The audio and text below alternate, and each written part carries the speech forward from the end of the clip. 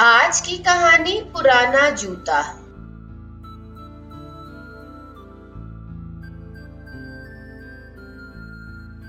हम अपनी एक रिश्तेदार खातून की अयादत के लिए खारियां कैंट आए थे। वो अस्पताल में इंतहाई निगहदाश्त वार्ड में जेरे इलाज थी। यहाँ मरीज के अलावा किसी को ज्यादा देर ठहरने की इजाजत नहीं थी। यहाँ मेजर रैंक के फौजी अफसरों के लिए बहुत खूबसूरत बंगले थे। हर बंगले में वसी लॉन, रिहायशी कमरे, इनके पीछे सरसब्ज लॉन थे और गर्मी के दिन थे। हम लॉन में दरख्तों की ठंडी छांव तले कुर्सियों पर बैठ गए। कुछ देर आराम के बाद मैं इस खूबसूरत इलाके को देखने के लिए घर से बाहर निकला। घर के सामने छोटी सी सड़क के पार ग्रीन बेल्ट नजर आ रही थी।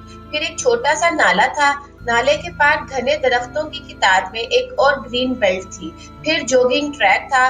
जॉगिंग ट्रैक के साथ एक छोटी सी ट्रेन की पटरी थी जो इस वसी पार्क को घेरे हुए थी। पार्क में बच्चों के लिए बहुत से झूले लगे हुए थे।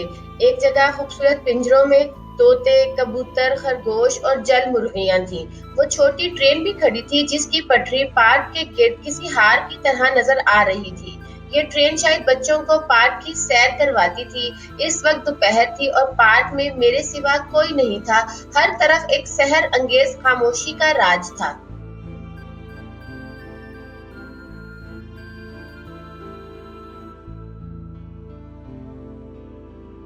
कभी कभी किसी परिंदे की आवाज खामोशी के सहर को तोड़ देती, फिर सन्नाटा छा जाता। मैं नाले के पुल को पार करके ग्रीन बेल्ट के किनारे बिछी कुर्सी पर बैठ गया। ठंडी हवा के झोंकों से मस्त होकर मैंने कुर्सी की टेक पर सर रख कर आंखें मूंद ली और मुझे ऊंघ आ गई। फिर ट्रेन के इंजन की छुक-छुक से मेरी आंख खुल गई। दोपहर हो गई थी। ट्रेन बच्चों को लिए पटरी पर रवां दवां थी। जहाँ पहले खामोशी का राज था, वहाँ इन मेले का सा समा था। झूलों के आसपास बच्चों का हजूम लगा था। मैदान के वस्त में मेरी नजर एक नौजवान खिलाड़ी पर पड़ी। वो खूबसूरत स्पोर्ट्स शर्ट और लॉन्ग निकर पहने हुए था। पाँव में कीमती जोगर नजर आ रहे थे। वो हाथों में फुटबॉल थामे हुए था। एक लम्हे को मेरा दिल चाहा कि इस नौजवान से बात करूं, मगर फिर अपने मामूली कपड़ों और पुरानी जूती का ख्याल करके मैं रुक गया। अपनी खस्ता हालत देखकर मैं एहसासे कमतरी का शिकार हो गया और एक कदम भी आगे ना बढ़ा सका। फिर अचानक वो नौजवान खिलाड़ी मुझे अपनी तरफ आता नजर आया। जब वो कुछ करीब आया तो मुझे उसकी हालत कुछ अजीब सी लगी। फिर वो मेरे पास आकर रुक गया। मैंने देखा उसके दोनों पांव टेढ़े थे। ये फुटबॉल तुम्हारा है? मैंने यूं ही उससे बात करने के लिए पूछ लिया, मगर वो सपाट चेहरे और बेतासुर नजरों से मुझे देखता रहा, कोई जवाब न दिया। मैंने फिर अपना सवाल दोहराया। वो चंद लम्हे खामोशी से मुझे देखता रहा, फिर बोला, हाँ मैं समझ गया। दोनों पाँव के अलावा ज़हन भी गैर मतवाजन था। वो बात का मफहूम देर से समझता था। तुम्हारे साथी खिलाड़ी नजर नहीं आ रहे?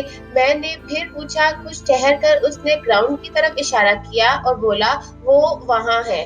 मगर मैंने देखा ग्राउंड में कोई खिलाड़ी भी नहीं था। फिर अचानक उसने बच्चों की तरह कुलकारी मारी और ग्राउंड की तरफ भागा, मगर अभी चंद कदम ही भागा था कि इसके पांव आपस में उलझे और वो मुंह के बल गिर पड़ा। फुटबॉल इसके हाथों से छूट गया। मैं आगे बढ़कर इसे उठाया, उसका फुटबॉल उसे दिया और वो आड़ा तिरछा चलता ग्राउंड की तरफ चल पड़ा। मैं चंद लम्हे से जाता देखता रहा, फिर मेरी नजर अपने लिबास से होती हुई अपने कदमों पर जम गई। मेरे पाँव में जूता पुराना था, मगर शुक्र अल्हम्दुलिल्लाह मेरे पाँव सीधे थे। ये थी हमारी आज की वीडियो। अगर आपको आज की वीडियो अच्छी लगे तो वीडियो को लाइक करना और चैनल को सब्सक्राइब करना मत भूलिए। Thank you so much.